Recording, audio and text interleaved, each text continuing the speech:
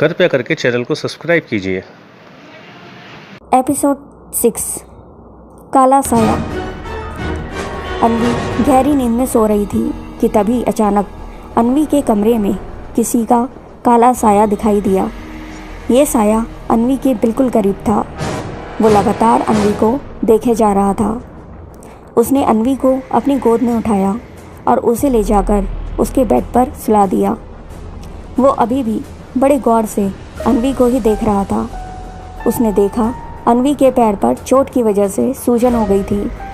उसने अन्वी के जिस पैर पर चोट लगी थी उस पर उसने अपना हाथ फेरा जैसे कि उसने कोई जादू किया हो, और फिर वो काला साया वहाँ से गायब हो गया।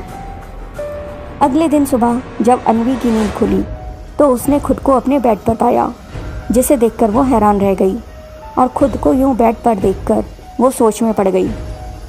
उसने मन ही मन खुद से सवाल करते हुए बुदबुदाया, ये क्या, मैं अपने बेड पर, मगर कैसे?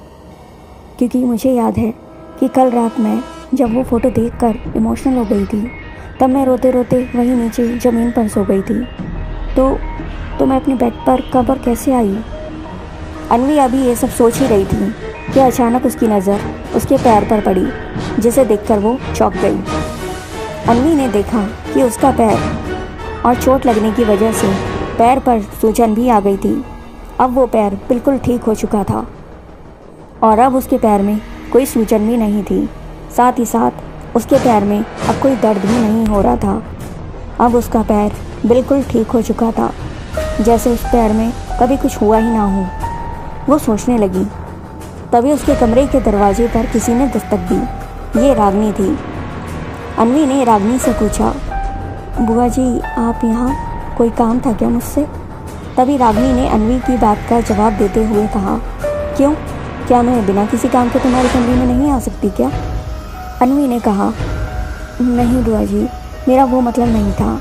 मैंने तो बस यूँ ही पूछ लिया, और उसके लिए आपको कोई परमिशन लेने की भी ज़रूरत नहीं है।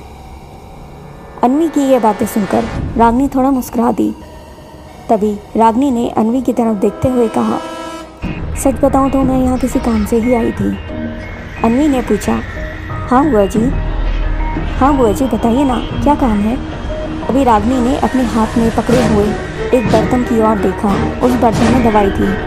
रागनी ने बर्तन की तरफ इशारा करते हुए कहा, दरअसल मैं तुम्हारे पैर में लगाने के लिए ये दवाई लाई हूँ, जो मैंने खुद अपने हाथों से बनाई है, और ये दवाई लगाते ही तुम्हारे पैर का दर्द बिल्कुल ठीक हो जाएगा और तुम फ़ौरन ठीक हो जाओगी और दौड़ने लगोगी। तभी अन्वी ने रागनी को अपना पैर दिखाते हुए कहा, नहीं बुआ जी, अब इस दवाई की कोई ज़रूरत नहीं है, क्योंकि देखिए ना, मेरा पैर अब बिल्कुल ठीक हो चुका है। रागनी ने उसके पैर को बड़े ही गौर से देखा और उसको देखकर वो हैरान रह गई कि जो पैर कल तक इतना सूजा हुआ था, जिसमें चोट लगी थी, वो अब बिल्कुल ऐसे दिख रहा था जैसे उसमें कुछ हुआ ही ना हो। अब अन्वी रागनी से कहती है कि अब मुझे जल्दी रेडी होना है। इस पर रागनी हाँ में हामी भरती है और अन्वी रेडी होने चली जाती है कि तभी रागनी की नज़र एक फ़ोटो पर पड़ती है जो नीचे ज़मीन पर गिरी हुई थी। रागनी उस फ़ोटो को उठाकर अपने हाथ में लेती है और बहुत गौर से उस फ़ोटो को देखती है। रागनी उस फ़ोटो को अभी देख ही रही थी कि अचानक अन्वी आ जाती है।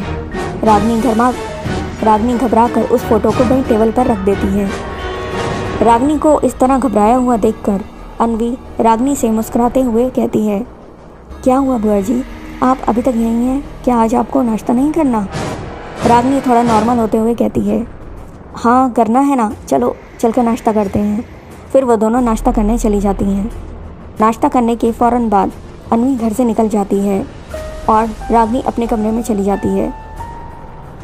कमरे में आकर वो अपनी अलमारी खोलती है और उसमें से एक फ़ोटो निकालकर उसे देखने लगती है। ये फ़ोटो बिल्कुल उसी फ़ोटो की तरह है, बल्कि यूँ कहें कि ये फ़ोटो उस फ़ोटो की कॉपी है जो अभी अभी रागनी ने अन्वी के कमरे में देखी थी। इस फ़ोटो के साथ एक डायरी भी थी।